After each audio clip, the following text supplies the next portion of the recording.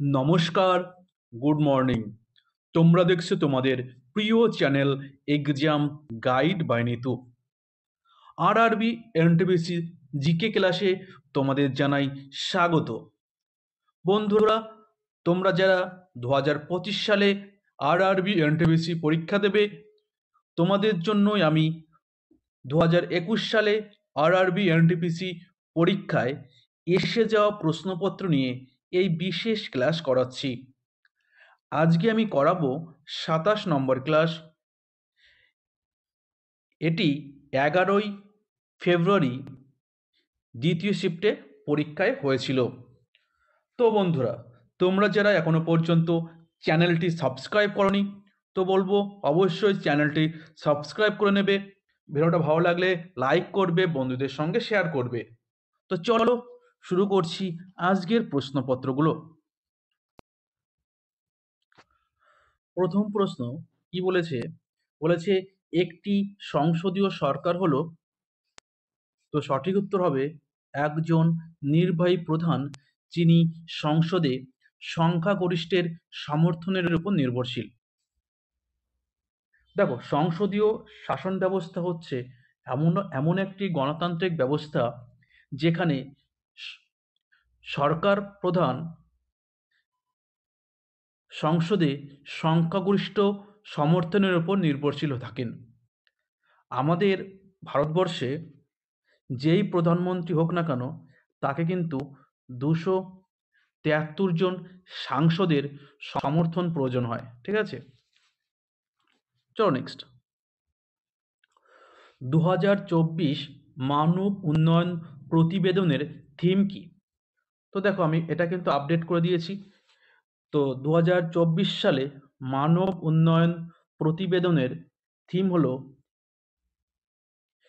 Breaking the gridlock, remaining cooperation in a polarised world. ঠিক আছে, breaking the gridlock, remaining cooperation in polarised world. পরবর্তী প্রশ্ন, 1950 সালে ভারতের সংবিধানে কয়টি মৌলিক অধিকার অন্তর্ভুক্ত করা হয়েছিল? 1950 সালে 26শে জানুয়ারি যখন সংবিধান কার্যকর হয়, তখন কিন্তু ভারতীয় সংবিধানে 7টি মৌলিক অধিকার ছিল। ঠিক আছে, তো বর্তমানে যেটি হয়েছে 6টি মৌলিক অধিকার। ঠিক আছে, প্রেজেন্টে বর্তমানে কিন্তু রয়েছে 6টি, কিন্তু মূল সংবিধানে ছিল 7টি মৌলিক অধিকার। এই মৌলিক অধিকার ভারতীয় সংবিধানে অনুচ্ছেদ 12 থেকে 35 এবং ভাগ 3-এ কিন্তু বর্ণিত রয়েছে। ভাগ 3 এবং অনুচ্ছেদ 12 থেকে 35 এই মৌলিক অধিকার সম্পর্কে বলা রয়েছে। আর মৌলিক অধিকারের ধারণাটি নেওয়া হয়েছে আমেরিকার সংবিধান থেকে। ঠিক আছে, আমেরিকার সংবিধান থেকে নেওয়া হয়েছে। কোন সালে ব্রিটিশরা ভারতে রাজনৈতিক ক্ষমতা অর্জন করে? তো সঠিক উত্তর হবে 1757 সালে পলাশী যুদ্ধের পর। 1757 সালে পলাশী যুদ্ধের পর ব্রিটিশরা রাজনৈতিক ক্ষমতা অর্জন করে। পলাশীর যুদ্ধ হয়েছিল 1757 সালের 23শে জুন। ঠিক আছে, পরবর্তী প্রশ্ন বলেছে নিম্নলিখিত উক্তিটি কে করেছেন? নিম্নলিখিত যে উক্তিটি সেটা কে করেছেন? তো উক্তিটি কি? উক্তিটি হলো, আমরা ভারতীয়দের কাছে অনেক ঋণী, যারা আমাদের শিখিয়েছেন কিভাবে গণনা করতে হয়, যা ছাড়া কোনো সার্থক বৈজ্ঞানিক আবিষ্কার করা যেত না। তো এই উক্তিটি করেছেন আলবার্ট আইনস্টাইন। আলবার্ট আইনস্টাইন এই উক্তিটি করেছেন। নিচের কোনটিকে মানব উন্নয়নের স্তম্ভ হিসেবে বিবেচনা করা হয় না? তো দেখো, মানব উন্নয়নের স্তম্ভ হিসেবে বিবেচনা করা হয় ক্ষমতায়ন, নিরপেক্ষতা, স্থায়িত্ব এবং উৎপাদনশীলতা। এগুলোকে কিন্তু মানব উন্নয়নের স্তম্ভ হিসেবে বিবেচনা করা হয়। আর যেটা বিবেচনা করা হয় না সেটা হচ্ছে ন্যায় বিচার। ঠিক আছে, তো সঠিক উত্তর হবে ন্যায় বিচার, যা মানব উন্নয়নের স্তম্ভ হিসেবে বিবেচনা করা হয় না। গস্টেটরি রিসেপ্টর গস্টেটরি রিসেপ্টর ড্যাশ শনাক্ত করার জন্য দায়ী। তো এটি স্বাদ বা ঘ্রাণ স্বাদ শনাক্ত করানোর জন্য দায়ী। ঠিক আছে, স্বাদ গ্যাস্টেটরি রিসেপ্টর স্বাদ শনাক্ত করার জন্য দায়ী। 1946 সালে গণপরিষদের সহ-সভাপতি নির্বাচিত হন কে? 1946 সালে গণপরিষদের সহ-সভাপতি নির্বাচিত হন এইচ.সি. মুখার্জি। তো সঠিক উত্তর হবে এইচ.সি. মুখার্জি। ভারতীয় স্ট্যান্ডার্ড টাইম ও গ্রিনিচ মেন টাইম থেকে এগিয়ে। তো ভারতীয় স্ট্যান্ডার্ড টাইম এবং গ্রিনিচ মেন টাইমের মধ্যে সময়ের ব্যবধান কত? তো সঠিক উত্তর হবে 5.5 ঘন্টা। ঠিক আছে, 5.5 ঘন্টা এগিয়ে। ভারতীয় প্রমাণ সময় হিসেবে ধরা হয় 82.5 ডিগ্রি পূর্ব দ্রাঘিমাকে। 82.5 ডিগ্রি পূর্ব দ্রাঘিমাকে ভারতের প্রমাণ সময় হিসেবে ধরা হয়। আর 1 ডিগ্রি দ্রাঘিমার সময়ের পার্থক্য 4 মিনিট। ঠিক আছে, 1 ডিগ্রি দ্রাঘিমার সময়ের পার্থক্য হচ্ছে 4 মিনিট। পরবর্তী প্রশ্ন, 2019 সালে নিম্নলিখিত কোন রাজ্যে 5 জন উপমুখ্যমন্ত্রী নিয়োগ করা হয়েছিল? 2019 সালে কোন রাজ্যে 5 জন উপমুখ্যমন্ত্রী নিয়োগ করা হয়েছিল? তো সঠিক উত্তর হবে অন্ধ্রপ্রদেশ। অন্ধ্রপ্রদেশে 5 জন উপমুখ্যমন্ত্রী নিয়োগ করা হয়। কোণারকের মন্দির কোন রাজ্যে অবস্থিত? তো কোণারকের মন্দির অবস্থিত উড়িষ্যা। উড়িষ্যায় এই কোণারক মন্দির রয়েছে।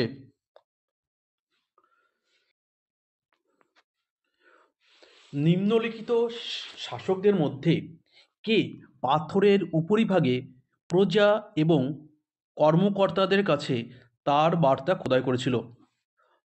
তো এটি হচ্ছে সম্রাট অশোক।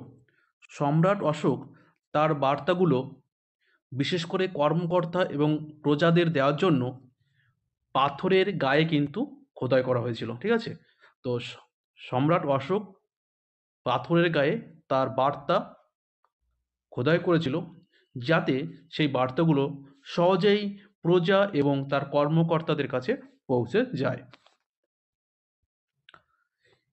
নিচের কোনটি জাতিসংঘের অঙ্গ নয়? তো দেখো, জাতিসংঘের প্রধান অঙ্গ রয়েছে 6টি। ঠিক আছে, সেগুলো কি কি? সাধারণ পরিষদ, নিরাপত্তা পরিষদ, অর্থনৈতিক ও সামাজিক পরিষদ, ওসি পরিষদ, আন্তর্জাতিক বিচার আদালত এবং জাতিসংঘ সচিবালয়।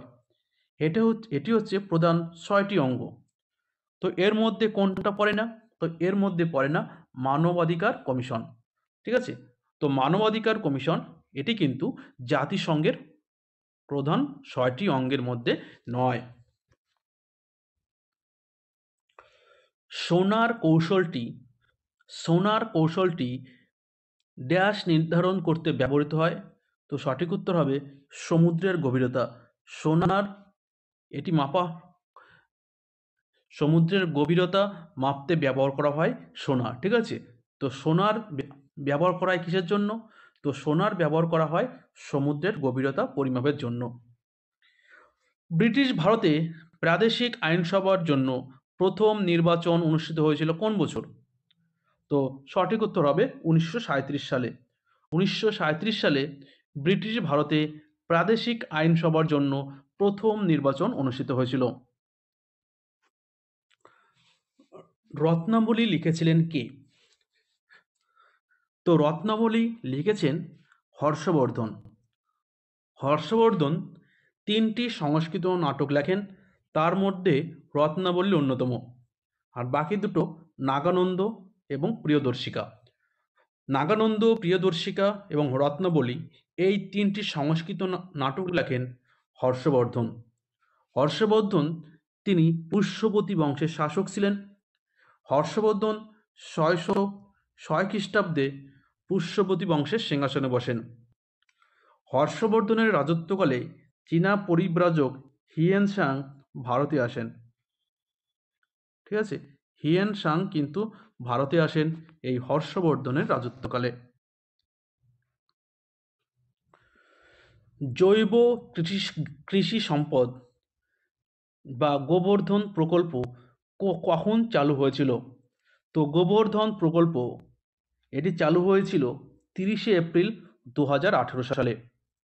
পরবর্তী প্রশ্ন, মানবাধিকারের সর্বজনীন ঘোষণা হলো একটি ঐতিহাসিক দলিল যা জাতিসংঘ কর্তৃক গৃহীত হয়েছিল 10ই ডিসেম্বর 1948 সালে। ঠিক আছে, 10ই ডিসেম্বর 1948 সালে। বয়স বাড়ার সাথে সাথে চোখের ধারণ ক্ষমতা কমে যায় কেন?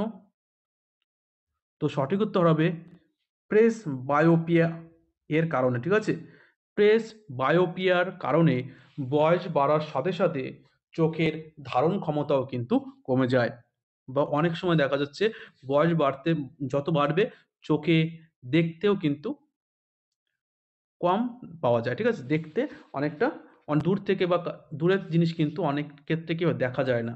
ঠিক আছে, সহজেই দেখা যায় না।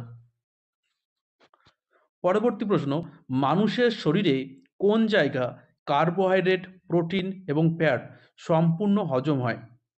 তো এটা হচ্ছে ক্ষুদ্রান্তে। ঠিক আছে, সঠিক উত্তর হবে ক্ষুদ্রান্তে।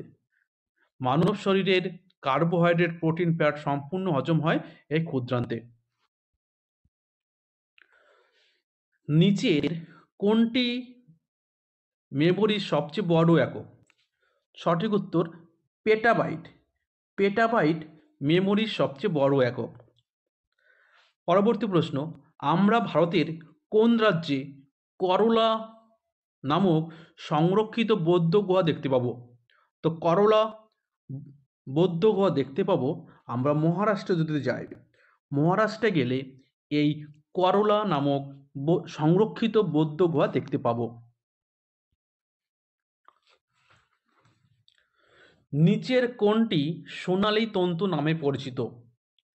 তো সোনালী তন্তু নামে পরিচিত পাট। ঠিক আছে, সোনালী তন্তু বলা হয় পাটকে। অপসূর ঘটে ড্যাশ মাসের প্রথম দিকে? তো অপসূর ঘটে জুলাই মাসের প্রথম দিকে। তারিখ যদি বলা হয় 4ঠা জুলাই। ঠিক আছে, 4ঠা জুলাই।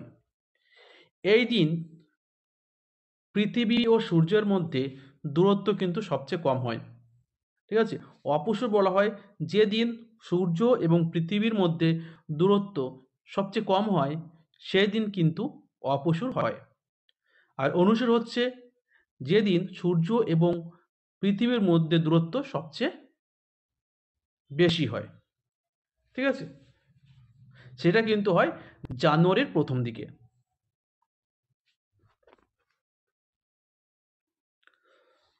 লালা নিঃসরণ এবং বমি সহ সমস্ত অনিচ্ছাকৃত ক্রিয়াকলাপ নিয়ন্ত্রিত হয় ড্যাশ দ্বারা? তো লালা নিঃসরণ এবং বমি সহ সমস্ত অনিচ্ছাকৃত ক্রিয়াগুলো নিয়ন্ত্রিত হয় মেডুলা দ্বারা। মেডুলা। তো সঠিক উত্তর হবে মেডুলা। ভারতের অর্থ সরবরাহের নিয়ন্ত্রক কর্তৃপক্ষ হলো কে? তো ভারতের অর্থ সরবরাহের নিয়ন্ত্রক কর্তৃপক্ষ হলো আরবিআই বা রিজার্ভ ব্যাঙ্ক অফ ইন্ডিয়া, যেটি 1935 সালে প্রতিষ্ঠিত হয় এবং সদর দপ্তর মুম্বাইতে।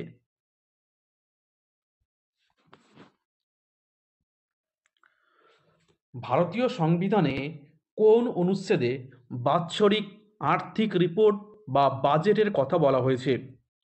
তো অর্থ বাজেটের কথা বলা রয়েছে অনুচ্ছেদ 112-তে। ভারতীয় সংবিধানে অনুচ্ছেদ 112-তে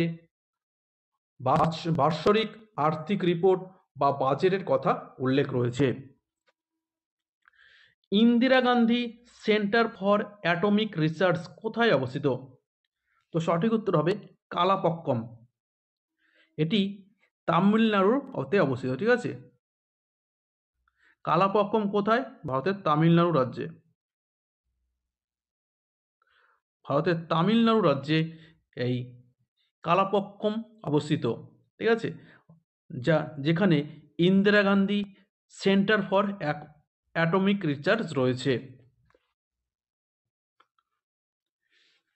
বিগ ব্যাং থিওরি যে সম্পর্কে, তো বিগ ব্যাং থিওরি যেটা মহাবিশ্বের উৎপত্তি সম্পর্কে জানা যায়। বিগ ব্যাং থিওরি মহাবিশ্বের উৎপত্তি সম্পর্কে জানা যায়। আর এই বিগ ব্যাংয়ের তত্ত্বের প্রবক্তা হচ্ছে জর্জেস লেমাইত্রে, ঠিক আছে।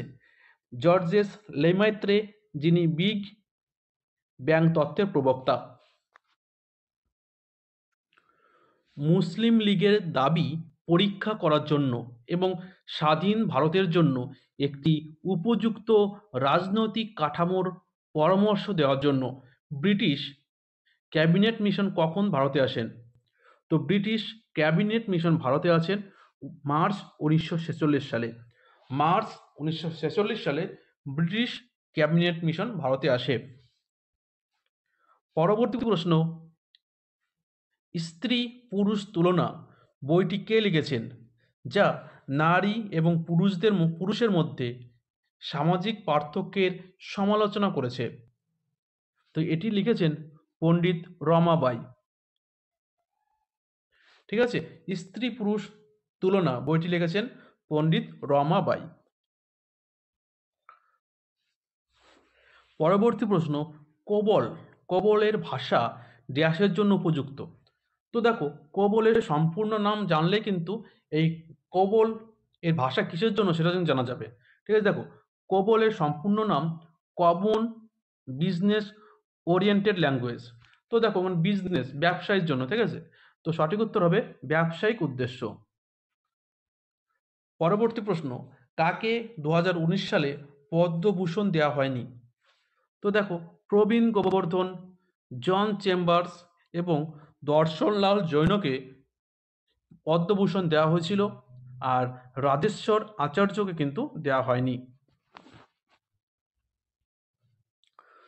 কোন কেন্দ্রীয় বাজেটের সময় প্রধানমন্ত্রী কিষাণ সম্মান নিধি উদ্যোগ ঘোষণা করা হয়েছিল? তো দেখো, এই যে বাজেট বা প্রকল্পগুলো, ঠিক আছে, চোখ পূরণ হোক কি, ঠিক আছে, কিন্তু এই প্রকল্পগুলো কিন্তু আসবেই, ঠিক আছে, সে পূরণ হোক, কিন্তু এটা কিন্তু আসবেই, ঠিক আছে। যেরকম যে প্রধানমন্ত্রী জনধন যোজনা পূরণ হলেও কিন্তু আসে, ঠিক আছে। তো সঠিক উত্তর হবে 2019-20 অর্থবর্ষে। 2019-20 অর্থবর্ষে এই প্রধানমন্ত্রী কিষাণ সম্মান নিধি ঘোষণা করা হয়েছিল। তো বন্ধুরা, ভিডিওটা এই পর্যন্তই। ভিডিওটা ভালো লাগলে লাইক করবে, বন্ধুদের সঙ্গে শেয়ার করবে। আবার দেখা হচ্ছে আগামী পর্বে। ধন্যবাদ।